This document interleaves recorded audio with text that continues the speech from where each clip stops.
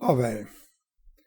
Now, many of you, when walking around a Roman site, will have come across inscrutable-looking stones covered with a huge mass of letters, which, even if you're reasonably good at Latin, are basically untranslatable. Actually understanding what these inscriptions mean vastly enhances your knowledge of the site. So, we're going to have a look today at some epigraphy, or, as I prefer to call it, a thinking man's crossword. Understanding these stones is simpler than it looks, simply because they were very formulaic.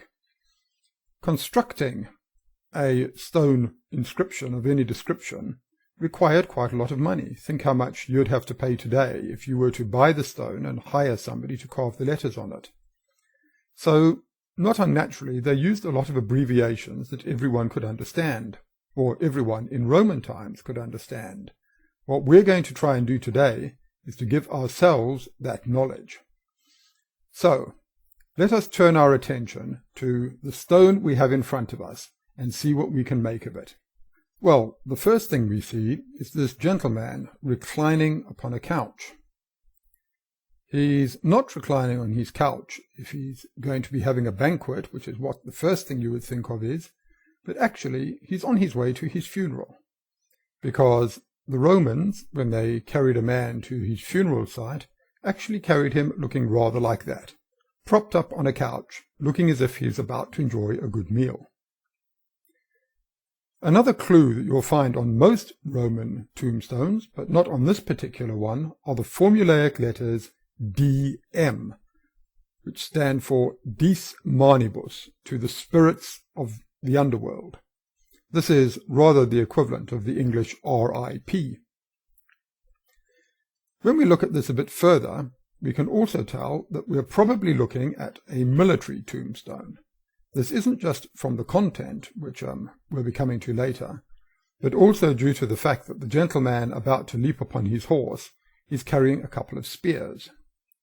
So our first glance tells us straight away that this is a military tombstone, and a further glance at it tells us that the person who had it erected was actually quite wealthy, because this is, as tombstones go, a relatively prolix and rather well-constructed affair. Since we have decided this is a military tombstone, and I'm wearing a civilian toga, I'll just change into some more appropriate clothing. There we go.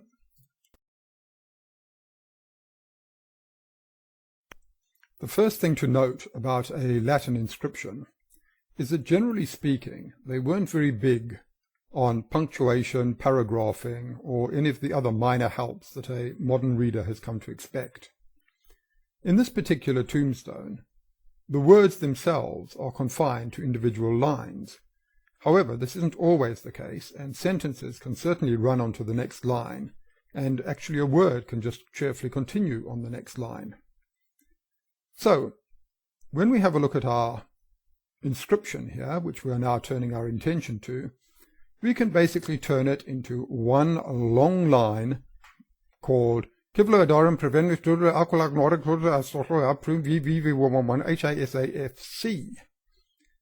which we now have to break up and turn into intelligible chunks. So, let's start by dividing up the first line, which in fact finishes with the letters MO. So we're looking at Civilio Adarief Primo, which we break up further to make it into an intelligible Latin sentence, which is C. Julio Adari F. Primo, which, once we know our standard Latin contractions, we can turn into Caio Julio Primo Adari Filio. And once we translate that, we discover that the fellow who's lying on the couch, our deceased, is none other than Caius Julius Primus, son of Adarus. Now, there's some interesting bits that we can notice just from this bit of information we have here.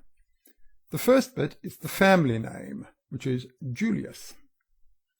Now, the interesting thing about the Julius is that our Caius is obviously a Roman citizen because he has the tria nomina, the three names, Caius Julius Primus. but his father, Adarus, has a good, solid Germanic name. So we're going to make a bit of a guess here and assume that Adarus was an auxiliary who was adopted into the Roman forces, and his son became, as sons of auxiliaries are entitled to become, a full-blown Roman citizen. It's also significant that he has the name Julius, because it was traditional for somebody who became a Roman citizen to take as his middle or his family name, the Julius bit, that of the family that made him a citizen. So in this case it was a Julius, so we can assume that he became a citizen under one of the Julio-Claudian emperors. The next bit, the word Trevero, we can dispose of quite quickly, because that tells us that he's of Trevere. This isn't to be confused with Tevere in Italy.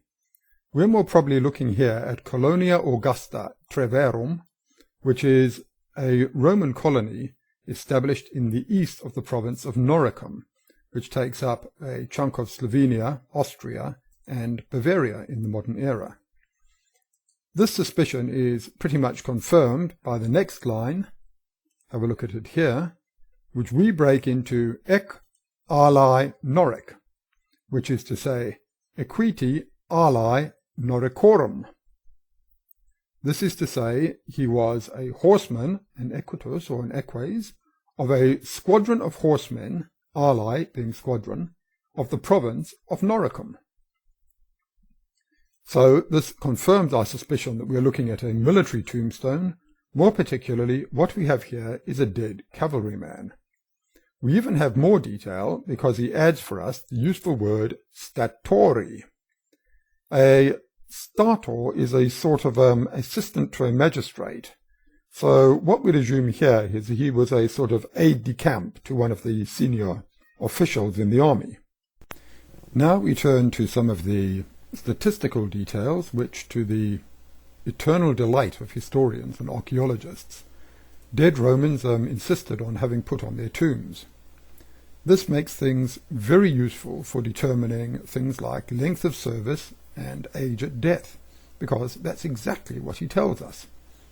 If we look at the next line, beginning with the words AN, the AN stand for anni, or years.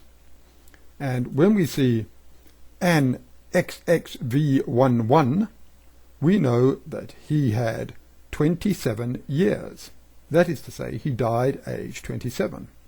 It would be great if Romans said what they died of, but unfortunately, tombstones almost never contain this information. The next line, step V11, means that he drew a stipendium, a salary, for 7 years. That is to say, he served in the forces for 7 years. As 7 years is not a normal time of service, we know that he died in service, and quite possibly died messily. So we know he lived 27 years and served 7 in the forces. When we look at the bottom, we see HASFC. This is all standard abbreviations for the sentence Heres a se faciendum curavit, which is to say, he caused his heir to make this.